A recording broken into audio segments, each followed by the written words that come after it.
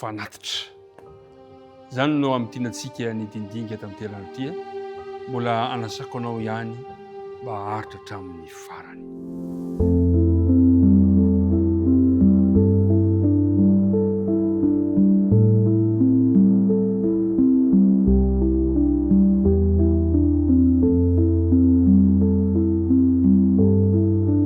Re mpiara midinika namana, ampifaliana mandraka arive no anolorako ny fiarabana ho anao sy aneko fisaorana mitafotafo satria tena tsapa ny fitiavanao, ny fanoloran-tenanao amin'ny fanarahana izao dinidinika izao. Fampivavaka isika mba samy haharitra hatramin'ny farany.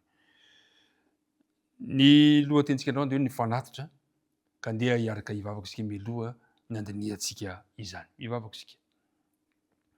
Andriamanitra raina io, amarana ny herinandronay izay amin'ny alalan'izao dinidinika izao.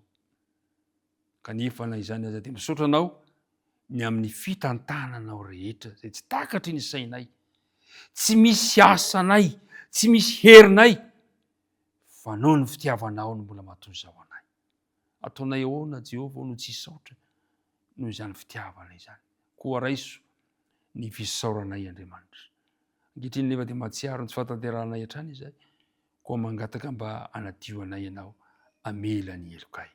Ary koa kosa ny fanena masina mba atosaka ho te-amponay ahafahanay miaraka mandinika ny teninao ka hanazava ny teninao izany fanahinao izany. Aminaran'i Kristy nangatana vavaka. Amen. Fanatitra. Fantatsika tsara ny tany am-piandohana dia fandresahako hoe natao ny fanatitra dia hoe midika hoe fanomeza. Ary ny fanatitra tolotra an'Andriamanitra dia fanomezana masina. Ny dikan'izany dia izao, tsy ny fanomezana rehetra akory ny fanatitra. Amin'ny ankapobeny dia misy mizara telo ny hoe fanatitra. Ao ny hoe fanatitra halatsatra, na fanatitra vodorana, fanatitra vonoina.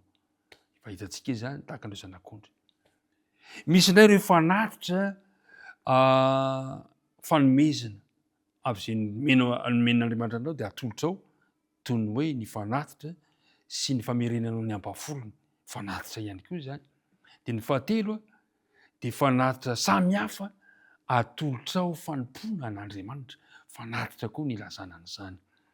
Manasa anao manokatra ao amin'ny Apokalipsy 5 ka ny 9:7. Hoy ilay voalaza ilay teny. Ary ny hira firam-baovao izy ka nanao hoe, ianao no mendrika haka ny boky sy hamany tamin'ny tombo-kaseny, fa vaovono ianao, ary ny ranao no nanavotanao an'Andriamanitra, olona avy tamin'ny fokom-pirenena rehetra, sy ny samy hafa fiteny, sy ny olona ary ny firenena rehetra. Jesosy no ilay fanatitra voavono teo amin'ny hazo fijaliana ho ahy sy ho anao. Re mpiara-midinika namana, mazava ny fanambarana soratra masina fa Kristy irery ihany no mendrika hanatanteraka ny famonjena antsika. Ny fiainany no hany fiainan'olombelona tsy voapetin'ny ota. Tena ohatra teo amin'ny fiainany, ohatra amin'ny fiainana izay manome voninahitra n'Andriamanitra tanteraka, ny hoe izy no ilay zanak'ondry n'Andriamanitra tsy misy kilema. Jesosy irery ihany no afaka tanteraka ilay hoe fahavoavono ianao, ary ny ranao no nanavotanao an'Andriamanitra. Jesosy irery ihany. Ary zay ny antony atsoko anao amin'ity famarana ny herinandro ity, raiso re, ndao reo raisitsika Jesosy ho tompo sy mpamonjy ny fiainantsika. Ary ankehitriny dia mijoro eo amin'ny maha-olohan'ny taranak'olombelona azy izy, satria Jesosy no antoka mandrakizay ho antsika.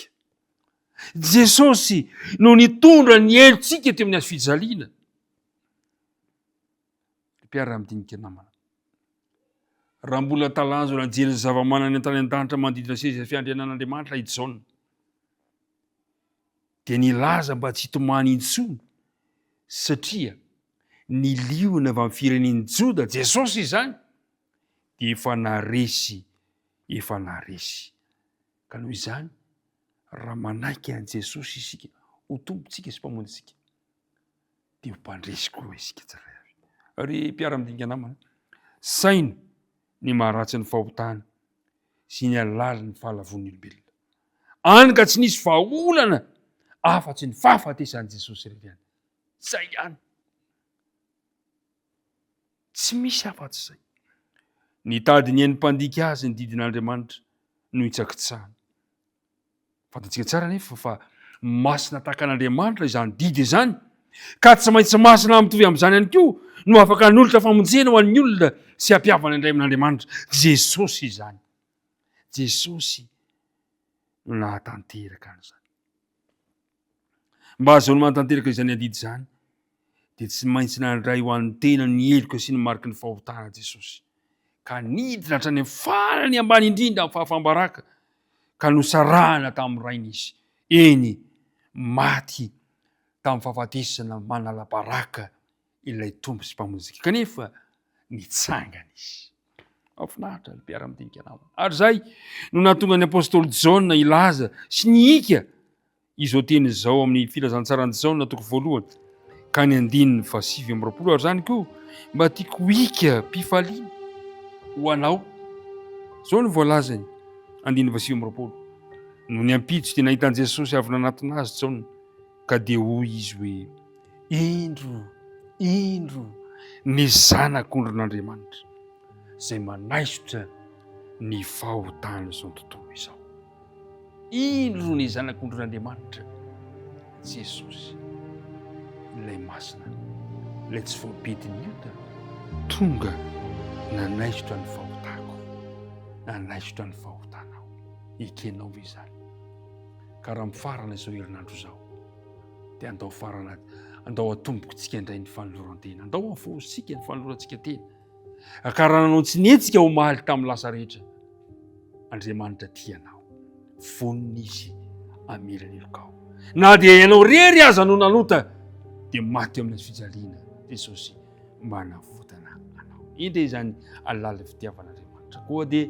miantso anao androany andao re avaozina ny fanoloran-tena andao re afoy ny faharatsiana rehetra fa andeha toraka eo amin'ilay mpamonjy antsika isika ivavaka risika Andriamanitra rainay eo misy fanapahan-kevitra tsy maintsy raisinay androany dia anaiky anao ho tompo sy mpamonjy ny fiainanay inty ary izahay tompo miantoraka eo aminao raiso ny fanapahan-kevitray aoka ny raha zay latsaka tamin'ny azy fijaliana mba ho fanadiovana anay tsirairay avy mitahy manokana reto mpiara-midinika amiko reto ianao malala ny fiainan'izy ireo Andriamanitra ary mahafantaray ihany koa ny fanapahan-kevitra raisin'izy ireo ike tompo izany fanapahan-kevitra vaovao izany dia mitahy ny fiainanay mitahy izay mahakasika anay fa nivavaka tononona izay natala aminara Jesosy rery ihany